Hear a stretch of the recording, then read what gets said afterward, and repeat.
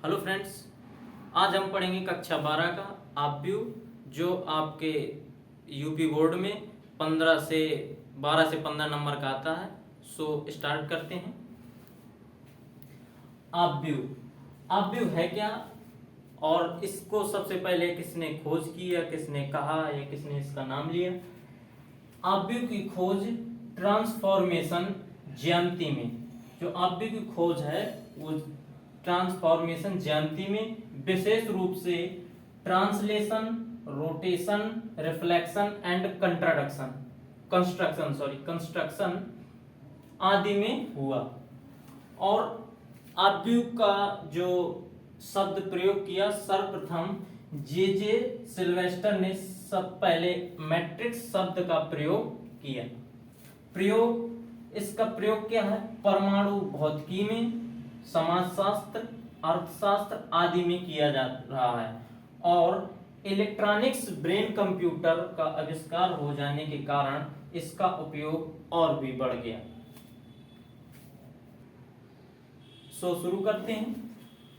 आपव्यू छात्रों को कक्षा में बैठाने, पीटी करते समय छात्रों को खड़ा करने में, दुकानों में सामान की सूची बनाने में, कोच में बैठने की व्यवस्था करने में। कोच हमारी ये रेल की गाड़ी का एक डिब्बा। हम पंक्तियों तथा स्तंभों, मतलब पंक्ति क्या होती है? हमारी रो और कॉलम के फॉर्म में एक आयताकार श्रेणी में या सारणी में के रूप में देखते हैं। अब जब हम कोच में बैठने की व्यवस्था क्या होती है हमारी? इस प्रकार से हम कोच में 3, 5, 7 इस प्रकार से हमारी क्या हो गई? सीटें हो गई।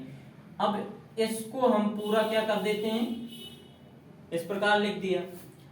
अब इसी प्रकार भिन्न भिन्न दो दुकानों में वस्तुओं के दामों की सूची में, ये दुकान और वस्तु अजय, विजय और संजय। इसमें क्या कह रहा है? दूध जो है अजय कितने का लाता है? 35 रुपए का। और कॉफी कितनी की लाता है? 70 रुपए की। और चाय कितने का लाता है? 20 रुपए का। इसी प्रकार विजय जो दूध लाता है वो 40 रुपए का, कॉफी लाता है 20 रुपए का और चाय लाता है 40 रुपए का। संजय जो दूध लाता है 50 रुपए का, कॉफी लाता है 100 रुपए का और चाय लाता है 60 रुपए का। इसको हमने एक साथ इस प्रकार लिख दिया। ये हो गया हमारा। अब हम आपव्यू को अच्छा देखने के लिए इसी को क्या लिख देते हैं हम?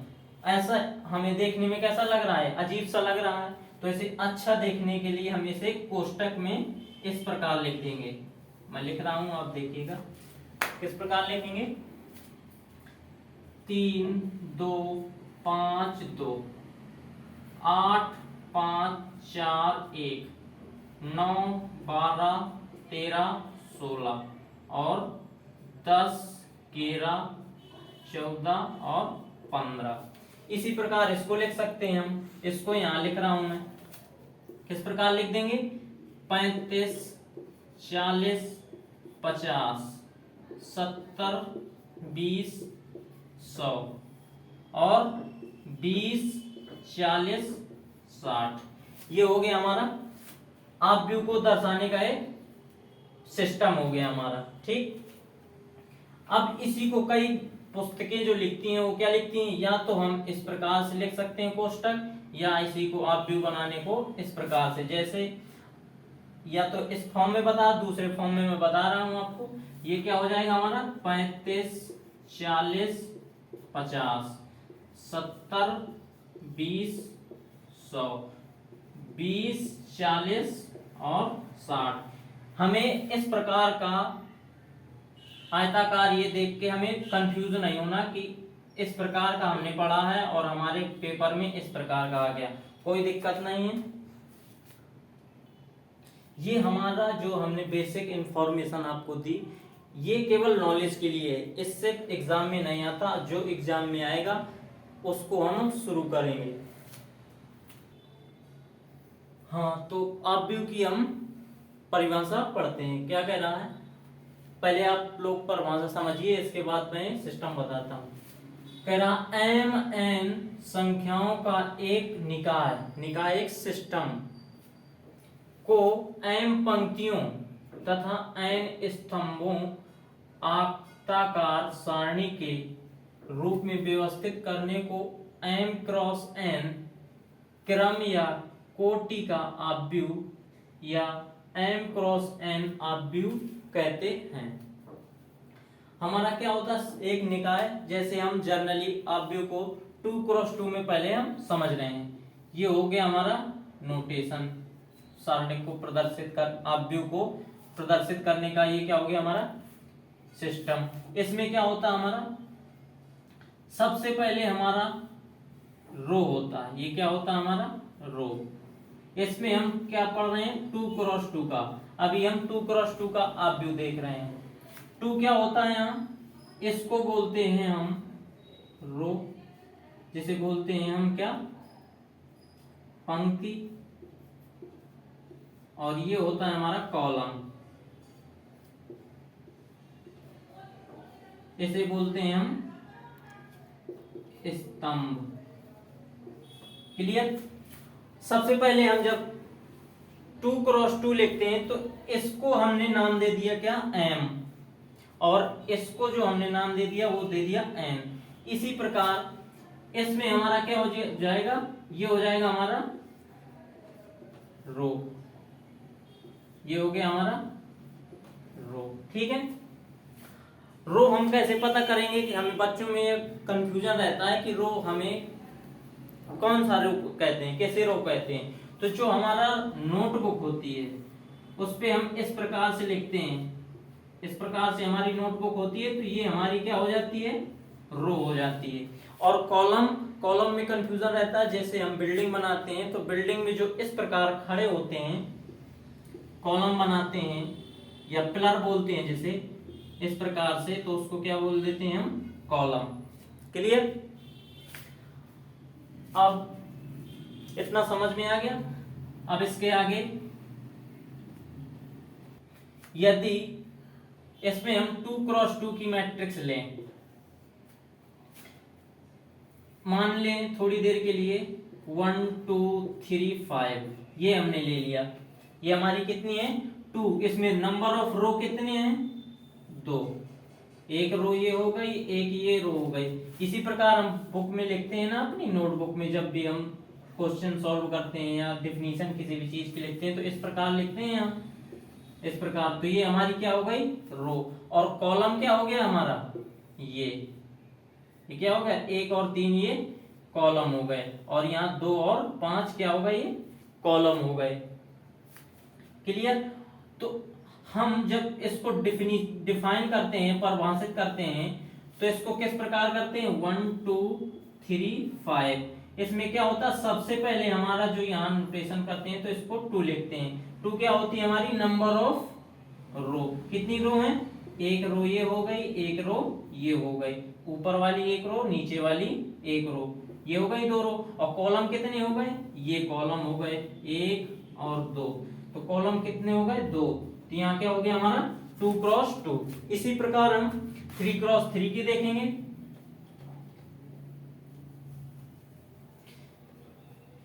3 क्रॉस 3 में 3 क्रॉस 3 में क्या होता है हमारा, हमने मान लिया कोई नंबर्स 5 6 3 2 8 1 8 7 0 ये मान लिया। तो अब इसमें रो और कॉलम यदि कोई पूछेगा तो कैसे बताएंगे कितने रो और कितने कॉलम की हमारी मैट्रिक्स है।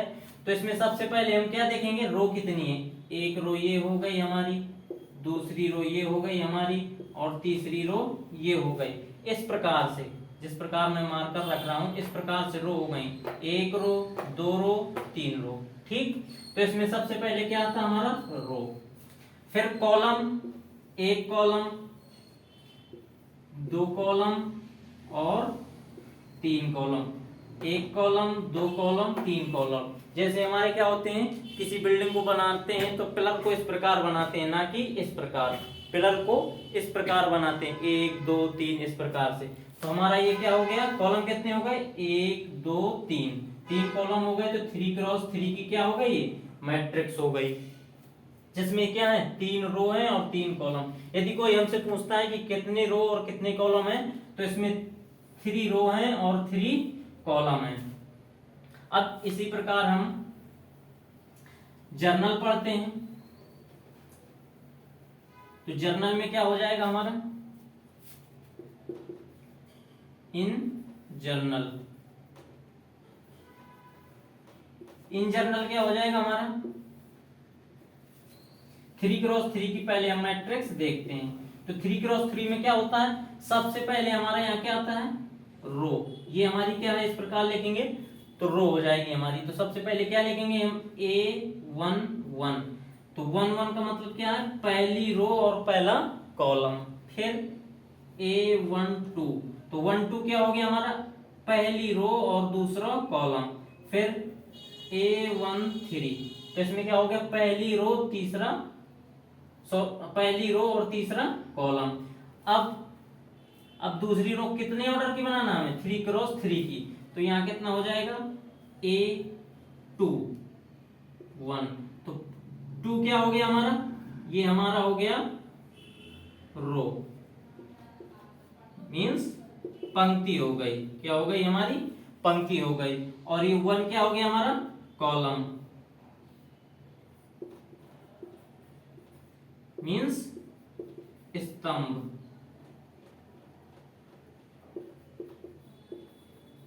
क्या हो गया हमारा, स्तंभ हो गया। समझ में आ गया।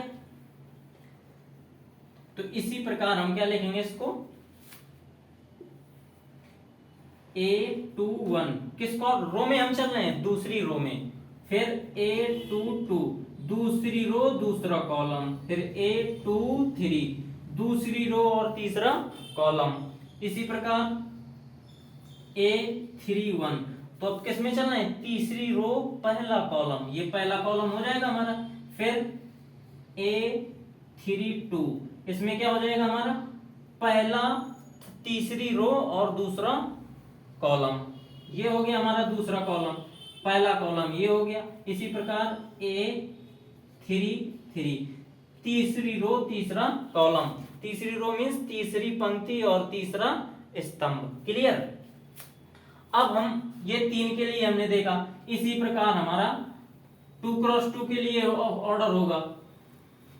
इसी प्रकार 2x2 के लिए होगा। 2x2 का देखते हैं पहले, फिर इसके बाद n×n का देखेंगे। तो 2x2 का क्या होगा हमारा, इसमें 2 क्या है हमारा, ये हमारा पंक्ति है, क्या है हमारी, और ये क्या हमारा स्तंभ है। क्लियर। तो इसमें क्या होगा हमारा, सबसे पहला ये क्या है, A11 पहला रो पहली पंक्ति और पहला स्तंभ। फिर A12 पहला पंक्ति पहला दूसरा स्तंभ। फिर A21 और A22, तो इसमें क्या होगा, दूसरी पंक्ति और पहला स्तंभ। इसी प्रकार इसमें दूसरा स्तंभ, दूसरी पहले क्या होती है हमारी पंक्ति और दूसरा स्तंभ। 2x2 का हो गया। अब इसके बाद हम n×n का देखेंगे। देखिए n×n का,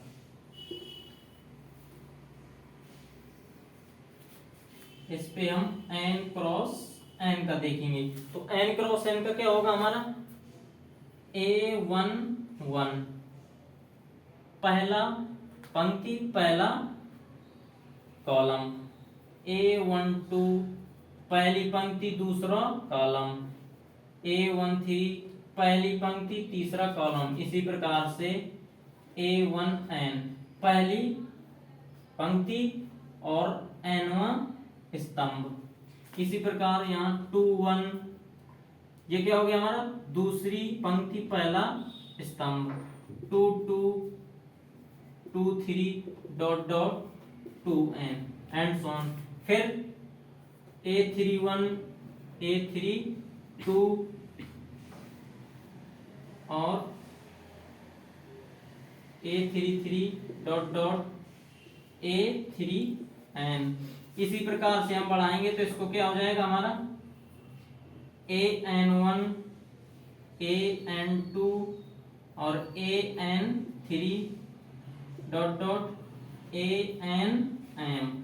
सॉरी यहाँ m होगा, क्या होगा यहाँ एम। इस पे क्या हो जाएगा हमारा, ये क्या होगी हमारी पंक्ति, और ये क्या होगा हमारा स्तंभ। क्या होगा, ये हमारा स्तंभ हो जाएगा। इस प्रकार हम n क्रॉस n की मैट्रिक्स पढ़ते हैं। ठीक है, नेक्स्ट डिफिनीशन पढ़ते हैं। कह रहा है आव्यूह का क्रम या कोटि। आव्यूह का क्रम या कोटि क्या कहते हैं, ऑर्डर ऑफ मैट्रिक्स। किस ऑर्डर की हमारी मैट्रिक्स दी गई है।